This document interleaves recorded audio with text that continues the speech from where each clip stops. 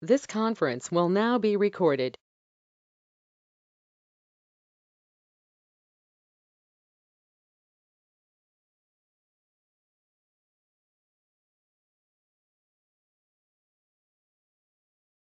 Hello, everyone, and welcome to this Panorama webinar. My name is Marie Fischborn. I'm with the IUCN Global Protected Areas Program. And today's webinar is part of a series under the Panorama Initiative.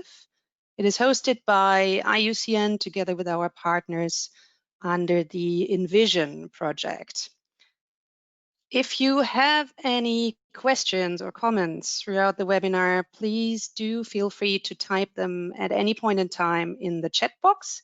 You should have a little chat icon with a speech bubble on the top right of your GoToMeeting control panel. We'll have some time in the end of the session to come back to these questions and address them. So please keep them coming.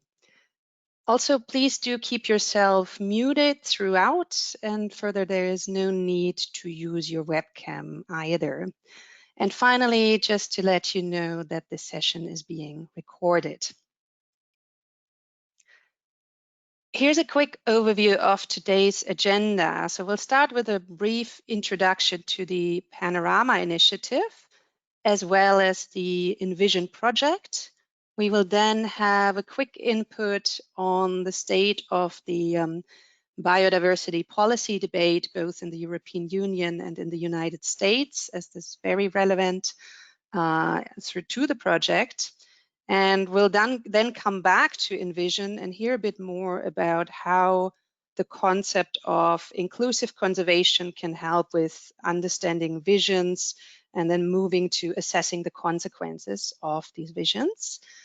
And then we'll have a longer presentation on a case study from the Netherlands. Finally, we have hopefully ample time for some Q&A and discussion with all of you. And we have scheduled 60 minutes, so we would close normally by 5 p.m. Central European Time. However, if we do find that we have a very lively discussion going on, we might run just a few minutes over, so please do stay on if you can.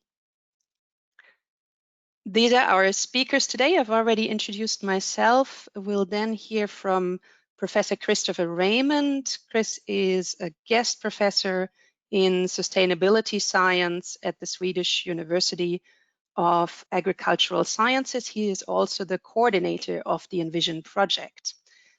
We have my colleague Alberto Arroyo Schnell, who we'll hear from later on. Alberto is Senior Policy Manager with the European Regional Office of IUCN in Brussels. And then our case study presenter is Anna Filiushkina. She is a postdoctoral researcher as part of the Environmental Geography Group of the Institute for Environmental Studies at the Vrije Universiteit Amsterdam. I hope I pronounced that correct. I'm not Dutch. So now let me move to a quick introduction to the Panorama Initiative, since this is a Panorama webinar. So I would like to just give you some quick background more generally on this initiative. Panorama is a partnership of several actors. It's 7 partners, including GIZ and IUCN, who have an overall coordination function. And the aim of Panorama is to promote solutions for nature conservation and sustainable development, and to support learning from what works already. So it's essentially a knowledge exchange mechanism. Through Panorama, we identify, analyze, document, and promote solution case studies, so specific success stories from a vast range of so-called solution providers. And we document them in a modular case study format, particularly looking at replicable success factors, or what we call building blocks, so the essence of a solution that could be applied more widely. We have over 600 solutions so far. It's a continuously growing portfolio.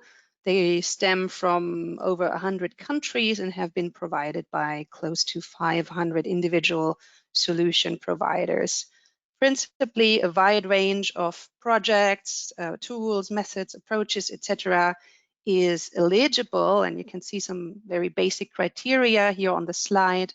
The most important one is the first one, so there must have been some demonstrated tangible positive impact on nature and people, rather than this being something that's at a very initial stage of implementation or just a conceptual phase, let's say. In very simplified terms, this is the underlying learning approach. So a solution provider, which is an individual representing an NGO or a government institution, or could also be a community group, for example, documents their knowledge and success factors in this structured, standardized case study format, describing in particular these key success factors, these building blocks. And the building blocks can then be adapted, recombined with each other, and reused by what we might call a solution seeker. So someone who's facing a similar conservation challenge and can really build on this existing experience and thus avoid reinventing the wheel, improve the design of new initiatives or the implementation of ongoing initiatives and projects. So it's about connecting solution providers and potential replicators for mutual learning. Panorama takes an integrated approach to learning and knowledge exchange. The backbone of the initiative, starting on the right of the slide, is our quite sophisticated online platform, which is the repository of all solutions, but also provides a lot of possibilities for users to delve into that case study portfolio through different filters and to submit their own solution directly on the platform. But we combine this online with offline knowledge exchange through face-to-face events for different audiences in different parts of the world. We integrate solutions into training modules or invite solution providers to present their experiences at conferences, for example. We're also increasingly running contests such as the Pathfinder Award that focuses on innovation and in management of protected and conserved areas. And we promote solutions and facilitate exchange through a number of communication products and channels, including the webinars, but also publications on social media, video series, etc. And finally, a brief word on the governance of this initiative. So I mentioned it's a joint initiative of currently 7 partners, with GIZ and IUCN providing a secretariat. The main funder or development partner to date has been the German Environment Ministry. We also had funding from the Global Environment Facility in the past. And within that joint initiative, we then have what we call thematic communities, which you can think of as simply focus themes, focus areas of Panorama. They're of course interlinked and they overlap, but they reflect our internal governance structure beyond just being entry points for different communities of practice. So each of these thematic communities is coordinated by one or several of the Panorama partners. And in fact, you become a partner by coordinating such a thematic community. There are 2 new ones upcoming, which you can see there on the right, so stay tuned. We're actively expanding. So in this Panorama webinar series, of which today's session is part, we typically introduce 1 to 2 solution case studies. And the case that Anna will talk about later is published on the web platform already. So if you want to learn more after her presentation, go and visit the website and read this case, and of course, many others. And in fact, all the experiences from all project sites of the ENVISION project, which we'll learn about more in a moment, will be documented as solutions and published on the Panorama platform and further promoted through Panorama. So I'm stopping here, and it's now my pleasure to hand over to Chris for an introduction to ENVISION and the inclusive conservation approach. Chris? Thank you very much, Marie. Thanks everyone for joining us today. I'm just going to turn my screen into presentation mode here. Hopefully everyone can see that. I'm going to briefly give an overview of the ENVISION project, and then from there we will move into a presentation from Alberto on the policy context. So ENVISION recognises that protected areas are impacted by multiple pressures, from indigenous use of natural resources through to forestry, climate change, mining, governance, water resources, invasive species, land use change, to name a few. Each of these areas can be represented by different industries and stakeholders, which may have different visions for how to use and manage the protected area both now and into the future. And these are some examples of different visions that have come out of the literature, being nature for people, where there's a strong emphasis on use of the area, for particularly economic use of the area and for social relations. Nature for itself, which addresses the intrinsic qualities of the protected area.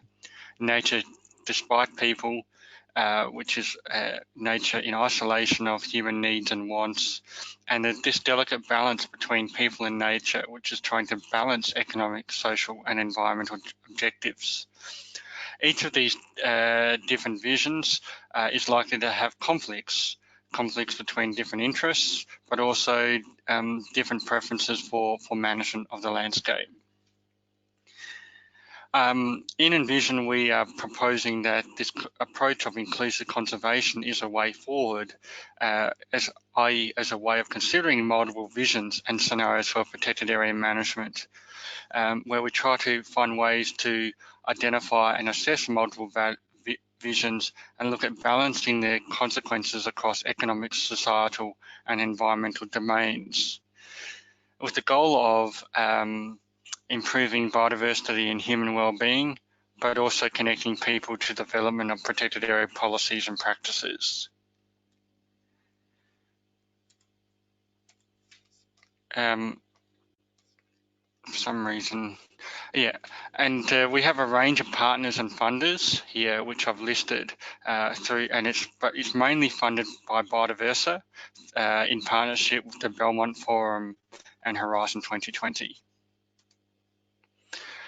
And the overarching vision of our project is to develop more inclusive approaches to protected area management that enhance the conservation and well-being of protected areas and provide for multiple benefits for people and nature. And we are looking at 4 sites. The one you'll hear more about today is the Utrechtse Kromme Rijn site in the Netherlands.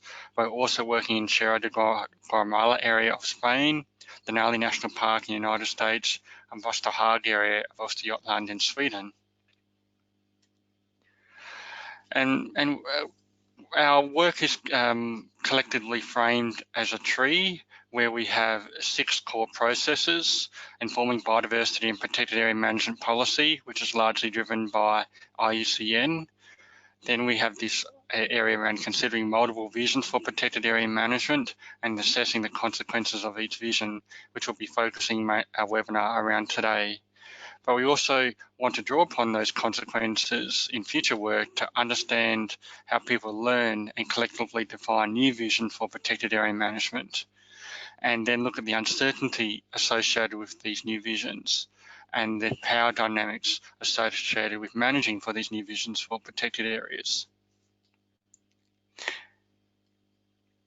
So that's a very brief rundown or introduction to ENVISION. I'm now going to hand over to Alberto, who will talk about the global biodiversity debate and the policy perspective, recognising that ENVISION seriously wants to inform policy at different levels, both at the local scale, the regional scale, and at the European scale, and at the international scale.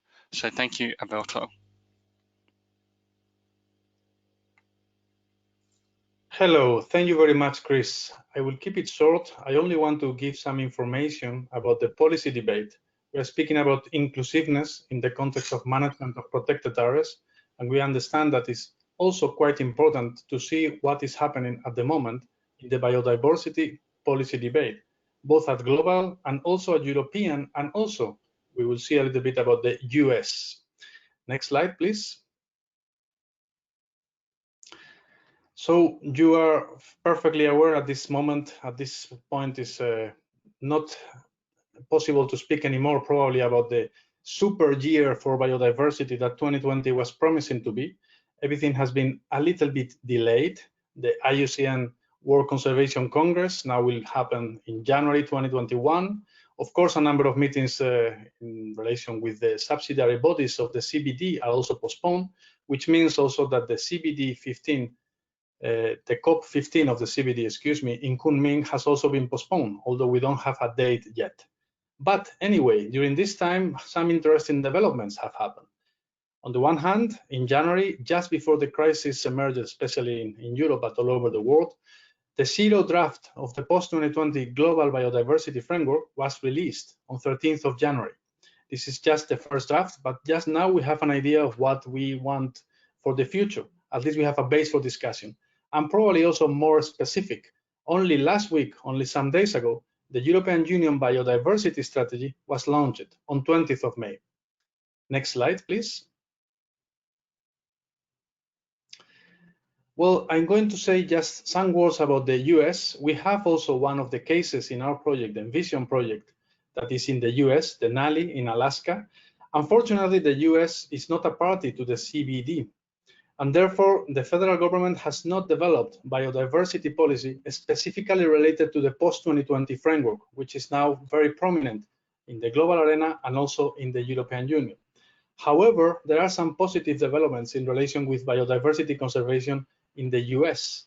There is a full dedicated funding for the Land and Water Conservation Fund that is going to be provided. And also in the general context of the general activity, let's say, of the federal conservation law, the implementation of these laws is now one of the fundamental contributions to biodiversity conservation from the US, such as the Endangered Species Act and of course the Marine Mammal Protection Act. In Europe, as I said before, we have now the European Biodiversity Strategy, launched only last week. This is part of the European Green Deal, which was released in December 2019 and is a very ambitious roadmap with actions to boost the efficient use of resources by moving to a clean, circular economy and restore biodiversity and cut pollution. I think we can say that it's one of the most ambitious political plans for environment in the world, and the biodiversity strategy, as part of it and recently presented, is a very comprehensive, again ambitious, long-term plan for protecting nature and reversing the degradation of ecosystems. Also, the proposal for the EU contribution to the upcoming international negotiations in the context of the global biodiversity framework, this is the contribution of the European Union, this recently presented strategy. Next slide, please. I'm only going to mention some of the elements that are in the strategy that refer to inclusivity as one of the important points of the discussion today, inclusive conservation. And there are two particular mentions, specific mentions of inclusivity. One in the chapter related to the level of ambition and commitment worldwide, the principle of equality. And there, inclusivity, the inclusive approach is mentioned in the context of participation of all stakeholders, including women, youth, civil society, local authorities, the private sector, academia, and the scientific institutions. And probably more importantly, in the conclusion of the biodiversity strategy, we can also find the principle of inclusivity. The implementation of these commitments, the commitments of this strategy, recognize the need to ensure social justice, fairness, and inclusiveness. That's probably an important point to remember during the implementation of the biodiversity strategy. Next slide, please.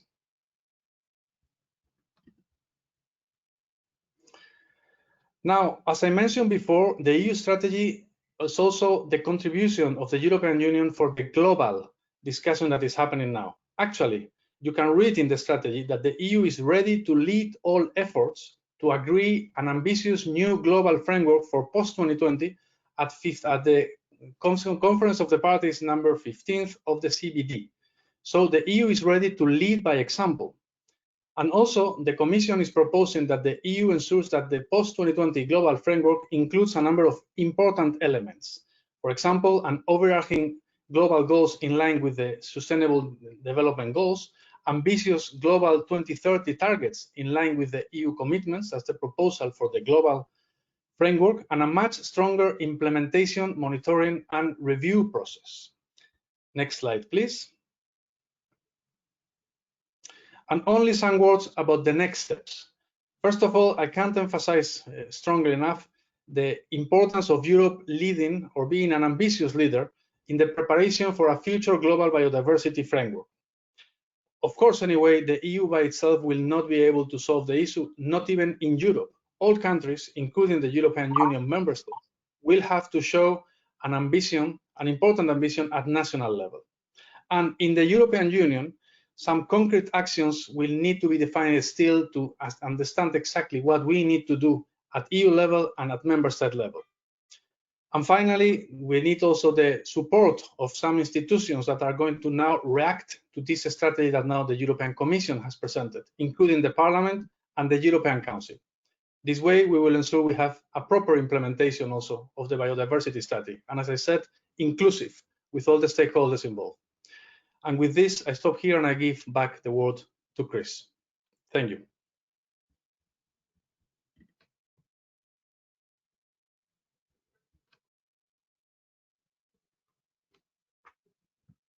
Thank you, Alberto, for those policy insights. I'm now going to have a brief background to what we mean by understanding visions and assessing consequences of them for protected area management. So in the ENVISION project, we're looking at understanding existing visions for protected areas through a range of different methods. For example, systematic reviews, where we're trying to frame our concept of inclusive conservation. We're looking at reconstructing past visions and drivers with oral history. We're using in-depth focus groups and discussions to understand relationships between place values and governance. We're trying to elicit visions and their relationships to drivers of change using a cartoon envisioning tool called Streamline. And we have a range of participatory mapping tools at our disposal to look at the relationships between biodiversity, cultural values, human well-being, and management preferences. And just as by way of an example, in one of our study sites in Busterhaag, which is based in the Oost-Jutland region, and the county and the local government area of Mjölby, we are looking at the relationships between different types of values for landscape, in this case, relational values, intrinsic values, and instrumental values, and different perceived biodiversity impacts as a way to tailor protected area management strategies to areas of local concern. This is one example of understanding, but what's missing from the current discussion is how do we draw from these maps to assess the consequences of different visions for protected areas. And consequences can be looked at in different ways in terms of production outputs, in terms of conservation targets, in terms of multifunctional land use priorities, in terms of trade-offs in biodiversity and ecosystem services, but also recognising that the potential for conflict between different interests. We're also interested in trying to understand social values conflict on the landscape. So you all well, on our website, we've recently published a fact sheet called Promoting Inclusive Conservation in Protected Areas, drawing upon the Kromme-Rijn and Hooverwood case of the Netherlands. Now, Anna will be talking to this fact sheet today, providing some specific insights into how consequences have been assessed in relation to this case. So I'll now hand the floor over to Anna and invite Anna to share her screen. Thanks, Chris and Anna. Before you get started, let me just quickly jump in and encourage people to submit any questions and comments to the speakers in the chat box. It's the little speech bubble icon on the top right of your GoToMeeting window. We're looking forward to hearing from you and hopefully having a lively discussion later on. Thanks, Anna, over to you. Thank you, Marie. Thank you, Chris. I'm just gonna make this work, hopefully. Good afternoon, good morning, everyone, depending where you're connecting to. Thank you so much for joining us. And I will talk to you about the Dutch case and what myself and a few of my colleagues at the Vrije Universiteit in Amsterdam are up to in that part of the world. So the Dutch case is located quite centrally in the Netherlands. It's just east of the Utrecht, one of the major cities and also a major transportation hub. And it's a cultural peri-urban landscape with quite a big population. So all the red parts here that hopefully you can see my cursor moving are the residential areas, small towns and larger towns and villages. Then there are all sorts of different land uses also presenting a mosaic here. We have grasslands, we have dairy production, fruit production, quite a few orchards in the area. There is some forest. This part, well, actually it's much larger, but here you can see only this part, the Utrechtse Helwerok National Park. Pardon my Dutch, also not a native speaker. It's one of the largest, second largest forests in the Netherlands. It's oak and beech forest. And we also have two small, well, we have two Natura 2000 areas. So this one, the larger one, is under the Bird and Habitat Directive, and it actually extends beyond the region of the interest. And then we have one that is called Colland and Overbroek. It's just a little bit over 100 hectares, and it's split into two estates. And it's a beautiful ash coppice forest, which has not only biodiversity values, is one of the rare habitats in the EU, but it also has cultural values because it's been maintained by specific management since the Middle Ages. So this is where the setting is at, and this is what we're working with. As Chris already presented the tree, I'll just skip over, just to keep in mind that today we are focusing our work mostly on the visions and assessing and starting the dialogue on assessing the consequences of these visions for provision of different ecosystem services, for human well-being, for biodiversity conservation, etc. So a little bit specific on how we decided to approach the inclusive conservation at the Dutch study area. This is the diagram.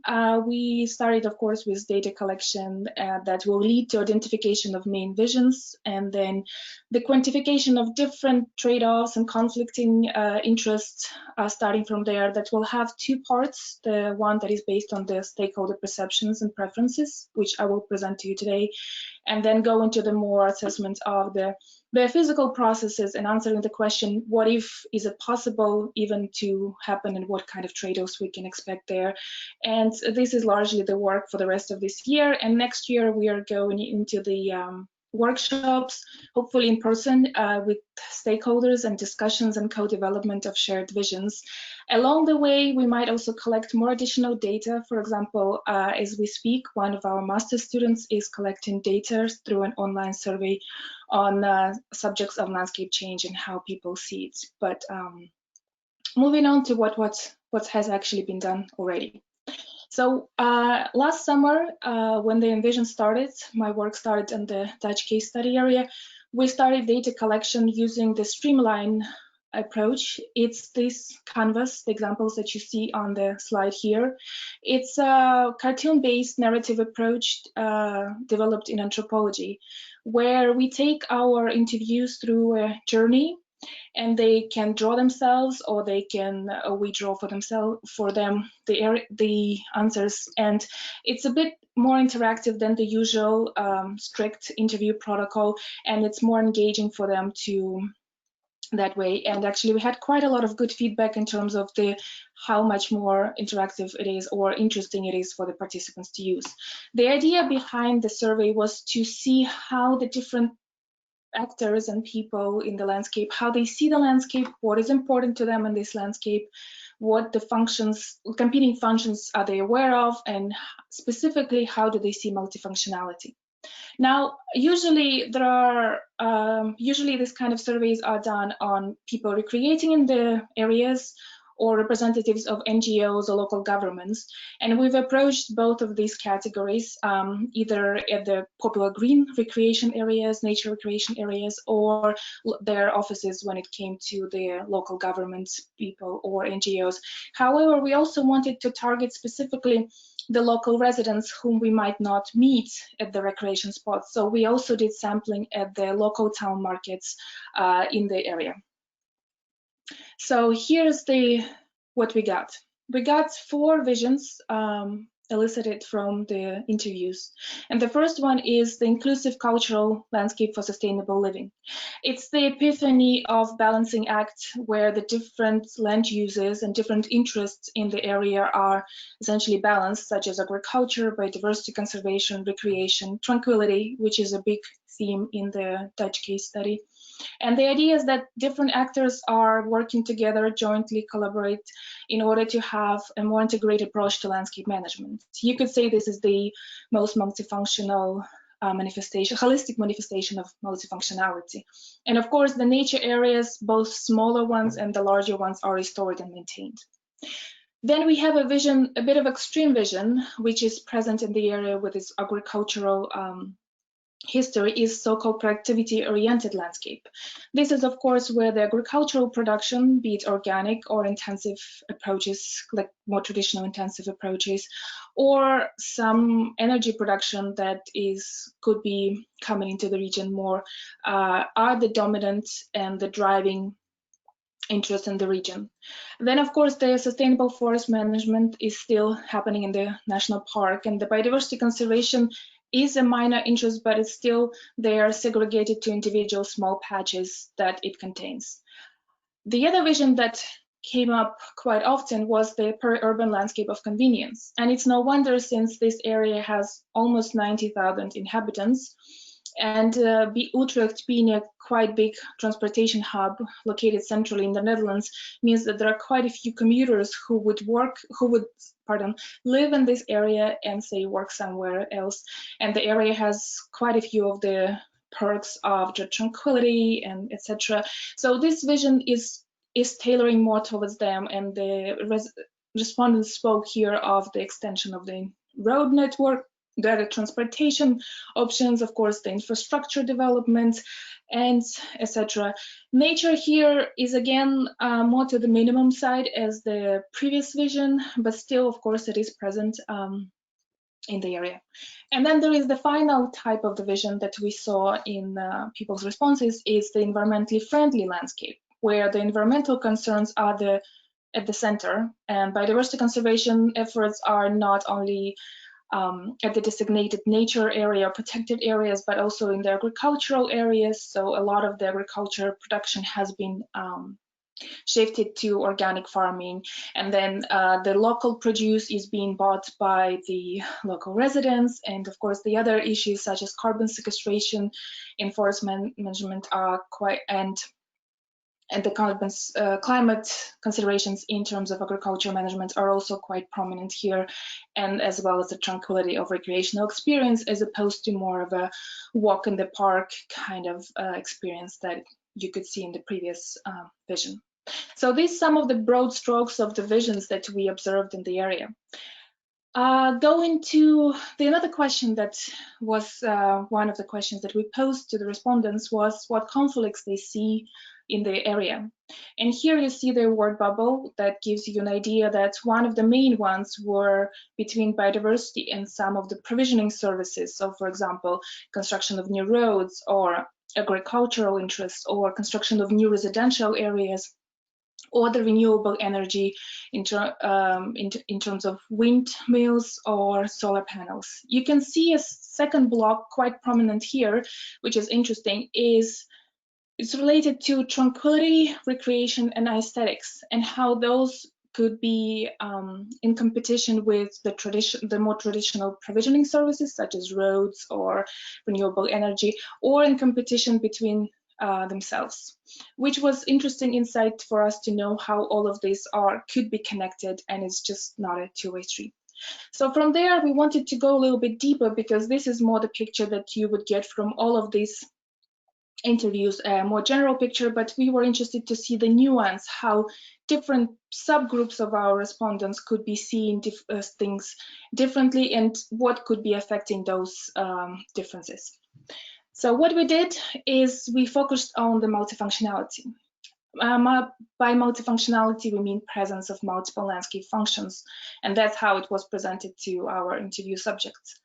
The idea was there because it's an inherent feature of this landscape, and it's not been surprising that it's been also reflected in the visions to a different extent. So we thought it was an important and an interesting way a gateway entry point to start discussing further the landscape with the subjects of our interviews. We don't say here that multifunctionality is always the better option, but actually, like Chris pointed out, we are quite curious to see what are the limitations and the challenges of, say, inclusivity, or in this case, multifunctionality. So this was a smaller focus of the interviews that I'll talk to further. So what we did, one of the questions, we asked the respondents to draw on the map of the study area where they think there should be, they see that the area providing multiple landscape functions. We then digitized those maps, and here you see a result of overlay analysis, where the darker shade of pink essentially symbolizes that in that pixel, the highest number, the darker the higher number of respondents who chose to draw around that pixel as needing to provide many functions. And you can see here, hopefully, well, I can tell you that, so all the darker ones are essentially almost perfectly overlaying with the residential areas. So this is Houghton, this is Bunnik, and this is Amerongen, and here more. And just this small patch, I think, is not overlaying with any of the residential areas, but otherwise it's almost perfectly aligned with the residential areas, the town and villages inside the area. So again, this is something that is just for the bigger part of for the whole group. And now we're going to see how it's a little bit different maybe for the others. So one of the questions we were going back to is how different functions, how important they are for the respondents. And so here the range was 1, it's not important at all, 3, it's indifferent, it's neither important nor not important, and then 5 is it's very important. You can see that for this chunk of functions here, so the aesthetics, the recreation, water quality, and then tranquility and food production and biodiversity, as well as pollination, the importance was quite high for most of the respondents. These are just the outliers in the program. But then there are a few things where people either didn't agree much or they were seen quite negatively. And to give you a little bit of perspective why this could be, and picking up from the comments that we got during our interviews. So when it came to the roads, the plans of the new highway extension of the transportation network have been at least among our recreationist subjects, have been perceived quite negatively because they were concerned about the tranquility of the experience and losing that tranquility. The same idea was with the more windmills or solar panel farms, and that people were concerned with their effects on both aesthetics and tranquility and the area itself. When it came to crop production and dairy, quite a few people were taking it quite high. They were saying it's very important to them, but they would also put a comments only if it's organic. So they like the tradition of it being there because it's traditional for the area, but then a lot of them pointed out to the organic nature of it. And then the wood timber production is not a big interest in the area. And recently there was some harvest in the national park performed by the national park, which has been quite contested in the media and received different mixed reviews from the public. So that could be the reason why it's not there. Or it's also, like I said, it's not a big interest in the area as such historically. So going back to the maps, what we did is we divided our respondents, interview respondents, into different groups based on how important they saw different functions. So this is the first group, group A, and you can see that here most of the functions are very or important to them. And this is the corresponding map of what it looks like. It's still quite close to residential areas, as you can see in the previous one, though the focus of the darker pink has shifted. For the reference, this is the national park area, and the Natura 2000 areas, the very small ones that I talked in the beginning, the ash coppice forest, are somewhere here. What is interesting here is the ash coppice forest is one of the habitats in the Netherlands that is sensitive to nitrogen, to excessive nitrogen, and so it's been one of those contested issues with the farming industry earlier last year, in the end of last year, where there is excessive nitrogen pollution in the air that's affecting specifically these Natura 2000 areas. So the idea that some people would consider these areas to be multifunctional could already hint at the possible conflicts that we will explore further in the biophysical part of things a little bit later on in the year. The second group is the group where we call them informally they don't want all of it, but there are some trade-offs. So you can see where, for example, the mobility or the new roads is not as important to them, whereas the aesthetics and recreation and tranquility are more. And so when you look at the maps here, you can see it's a little bit more concentrated. And you can see that, for example, the forest, the national park that is here is very close to the area that has been mapped as desired to be multifunctional, so providing multiple functions. And it's interesting because of the idea of the timber harvest that have been done in the Fort National Park. They have been done for multiple reasons, and we talked to the state forest agency that's in charge of it. And there are a few reasons: the habitat improvement, the disease control, etc., etc. But at the same time, it shows to the contestant that is here, because again, this area is considered as needed, as seen to be multifunctional, even with the people who consider that wood production, timber production is not important. It's not that important at all. And then finally, we have the group. It's quite small. It's just around 10 people actually in our sample who are quite extreme in their views of what is important to them or not. And you can see that there are actually areas where they overlap in terms of multifunctionality is much less. That could be due to the fact that the extremes are quite different here. So you see the subgroups. One option could be to see maybe they are onto how realistic the multifunctionality really is. And so here, for example, it's the residential area where you could claim it. But then what is interesting to our team is this bit where it's very much linked to the national park and how it could be seen multifunctional. And again, this bit, which is awfully close to the small Natura 2000 areas that are potentially, that could be harmed due to the nitrogen excess from farming and transportation, etc.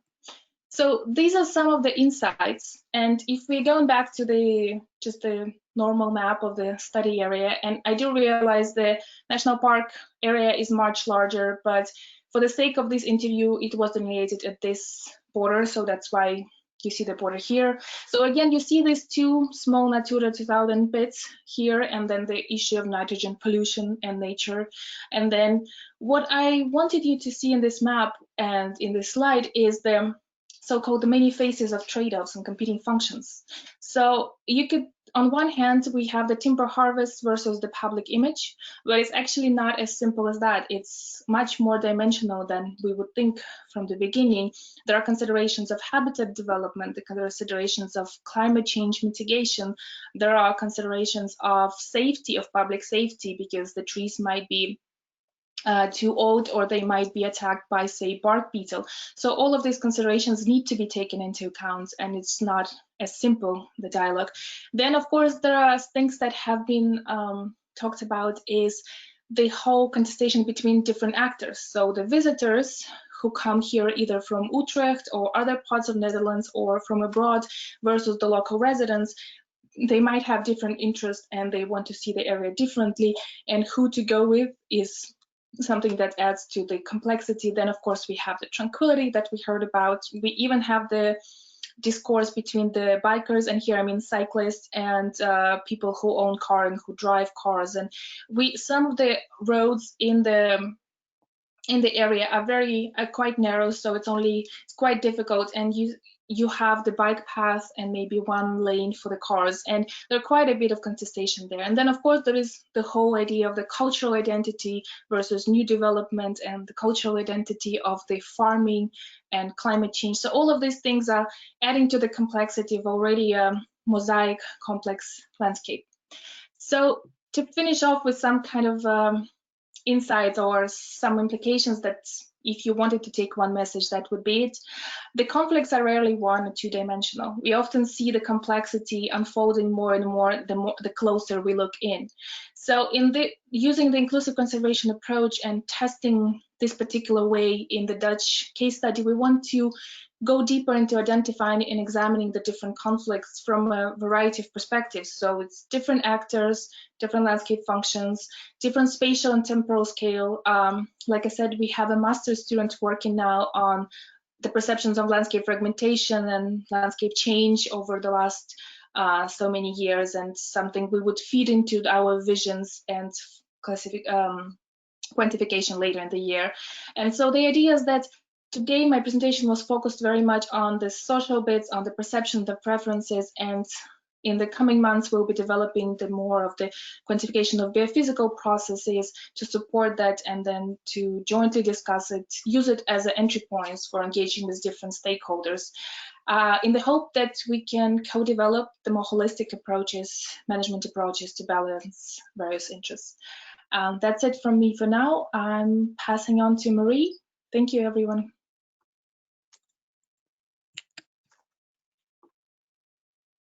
Thanks very much, Anna, and thanks to our other two presenters as well. So we now have some time left to address some of the comments and questions that some of you submitted in the chat. Thanks very much for those. I think we can start with one that's very easy to answer, which was around exchange on technical questions or ideas relating to the topic of today's webinar or the ENVISION project. Who would be the right person to contact? And the answer is Chris. So Chris, if you could just perhaps type your email address in the chat box. It was probably also on the slides, and we can of course include it again in the follow-up email, and then people can be in touch. We had another question from an IUCN colleague, Sonia. Thanks very much. And this one is for Alberto. So the question is about the EU push for ambition in the negotiations towards the post-2020 global biodiversity framework and the EU's own biodiversity strategy that you talked about. Sonia says IUCN has been very supportive of this. However, there are many countries, particularly in the so-called Global South, that have made it clear that this ambition should also come with commitment to implementation and in particular funding. So has there been any concrete funding commitment from the EU to fund the ambitious actions that are called for? And a related comment was from another participant. She said that the funding itself is really important. And is there also a projection in the short term for the Global South related to that? Alberto? Thank you very much. I will keep it short because it goes a little bit beyond the topic of this conversation today, which is about inclusive conservation.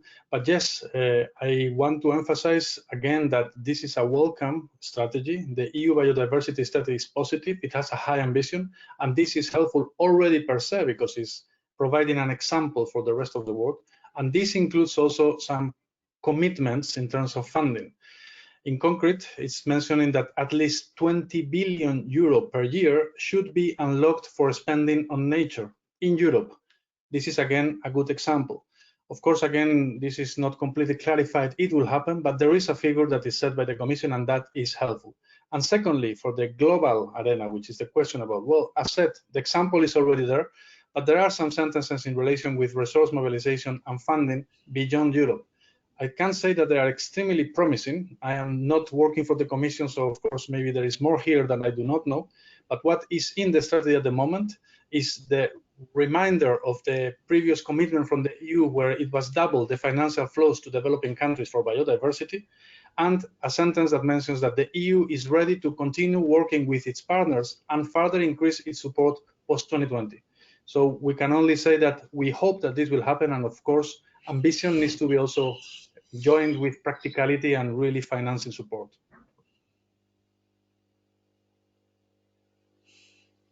Thanks, Alberto. We have another question from Sonia. Thanks very much for being so active. She said that protected areas constitute the conservation interventions par excellence and offer perfect examples of reconciling different visions of human-nature interactions. So very much what we were talking about today. And then the question she's asking is how we can better improve knowledge and information sharing about protected areas. So Panorama could be one avenue to achieve that. And as I showed in the beginning, we actually have a dedicated theme within Panorama on protected areas with a large pool of associated solutions and a network of solution providers and potential replicators. But what are others? So maybe this is a question really to any of the speakers, whoever wants to comment. It's around improving knowledge and information sharing around protected areas.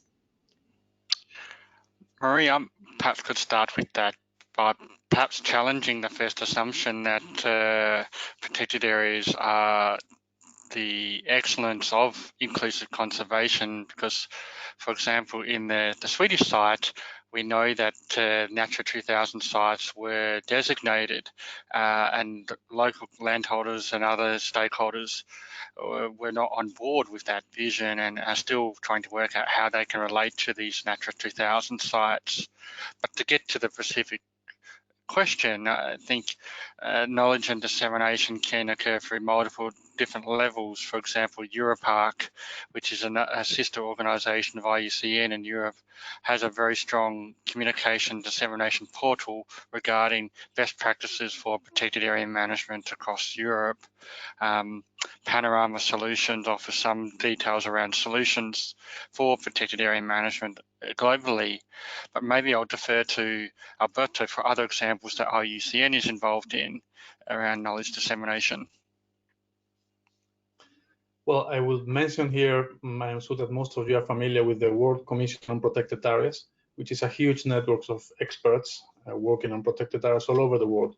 And there is a fantastic opportunity to share information that actually is what is already happening. And for example, the results from ENVISION and many other projects are disseminated through this network. And this is exactly a network of practitioners and people who are really experts on this kind of expertise. Beyond that, in Europe, there are some networks like the Europark network that is also helpful. And I will say that if we can highlight one of the key tools that we are using, I will actually refer to this seminar itself. We are in this very moment discussing about this with experts all over the world. This is probably a good example of how to disseminate knowledge about protected areas management. Thank you, Chris and Alberto. We have not a question, but a comment from Gabrielle Harris. She or he, I'm sorry, I'm not sure from the name, said, no question, but happy to see this presentation raising the complexity of inclusion, which is hugely challenging. Thanks for that feedback. And then there is a question from Fabrice Renaud. I was wondering why different perceptions are characterized as conflicts or conflictual. So that sounds like a question to Anna about the case study. Indeed, thank you for picking on this one.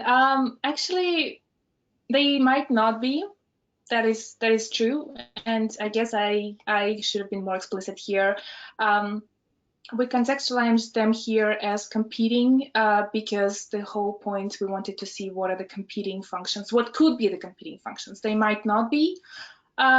competing functions, but we wanted to see what was the range of possible competing functions.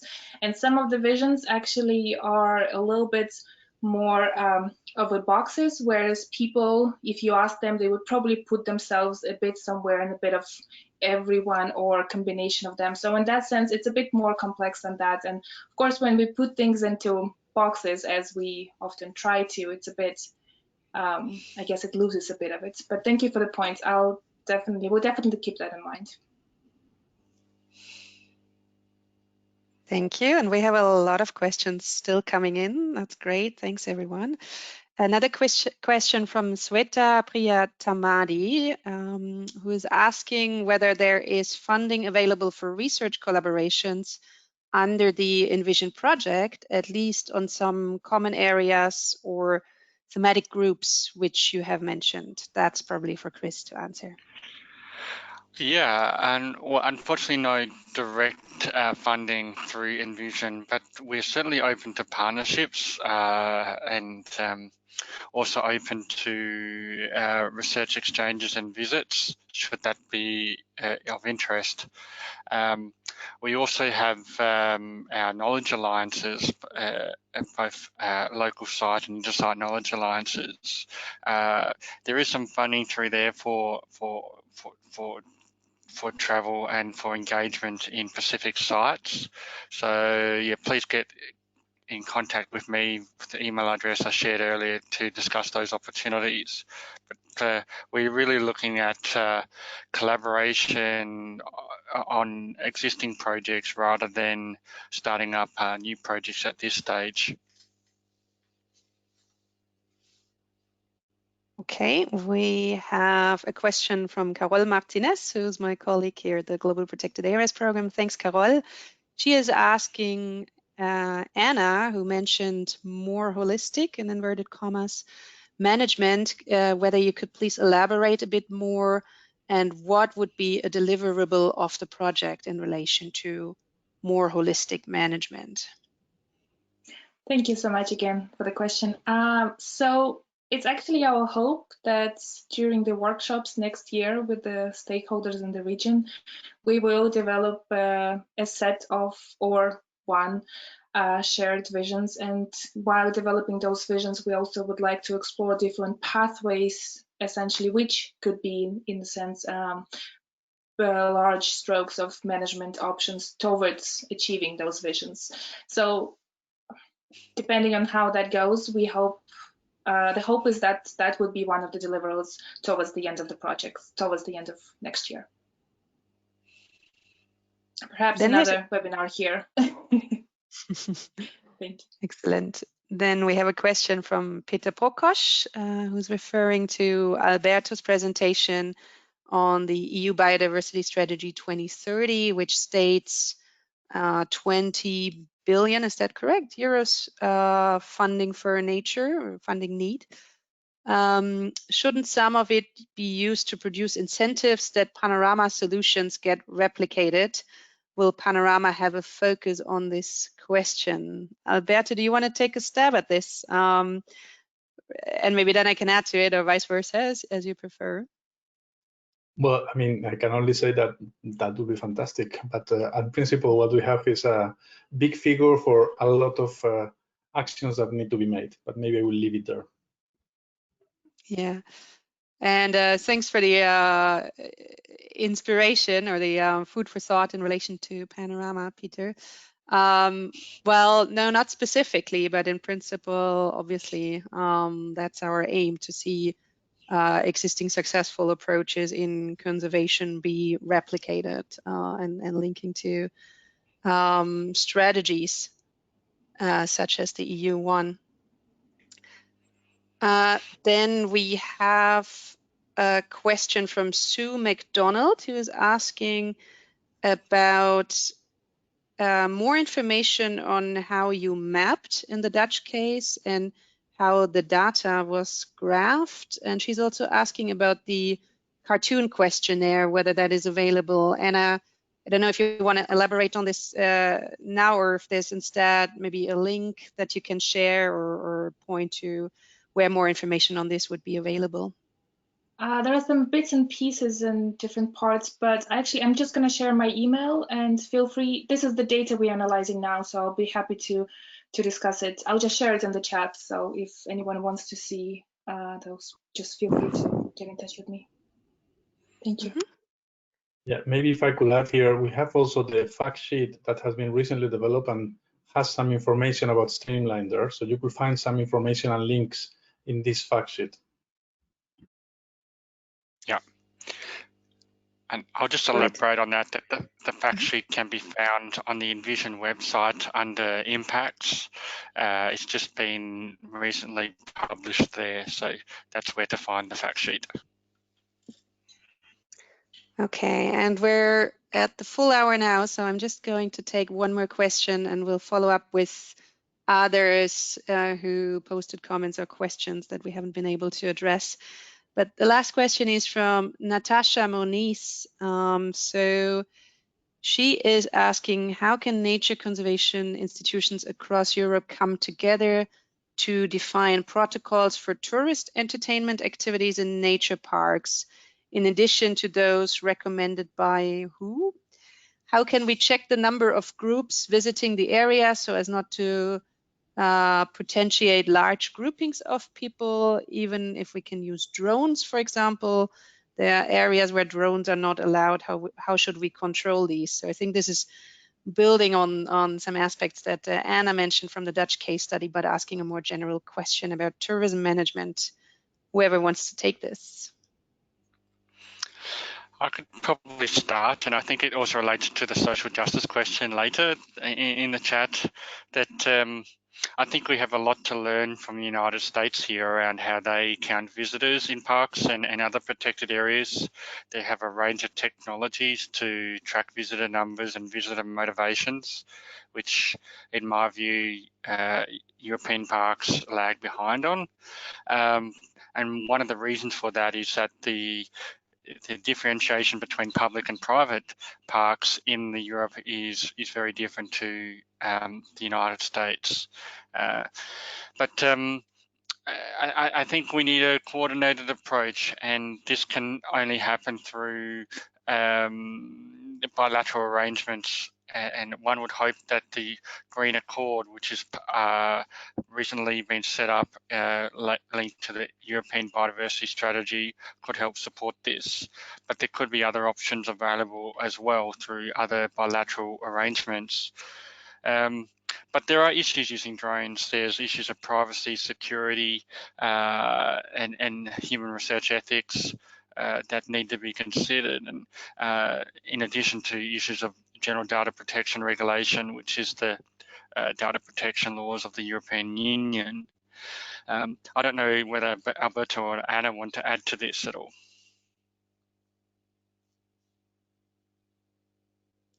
No. But I would say that ENVISION is looking at tourism, not at a pan-European perspective, but very much in terms of visions relating to particular protected areas. And we may have more to say about this later in the project.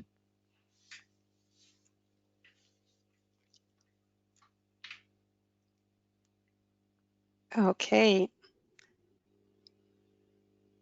Then I would like to thank everybody who joined very much for taking the time today. We will get back to all the remaining questions, so thanks so much for engaging and sharing lots of comments and questions and thoughts in the chat. Also, a big thank you to the presenters. Make sure that you visit the ENVISION website, which is the first URL here on the slide if you'd like to learn more, and visit the Panorama platform as well if you'd like to read up more about the Utrecht case and many other protected area and other solution case studies. Contact us if you'd like to get involved. Again, you'll have the contact information in the follow-up email, but also on the websites, of course. There will be a recording of the webinar, which we will share with everybody who registered, as well as the presentations. And we will have the next ENVISION webinar coming up very soon. So please do join us again and look out for the announcements. Thanks very much again, and have a great day. Goodbye, everybody. Thanks, everyone. Bye-bye. Thank you. Bye-bye.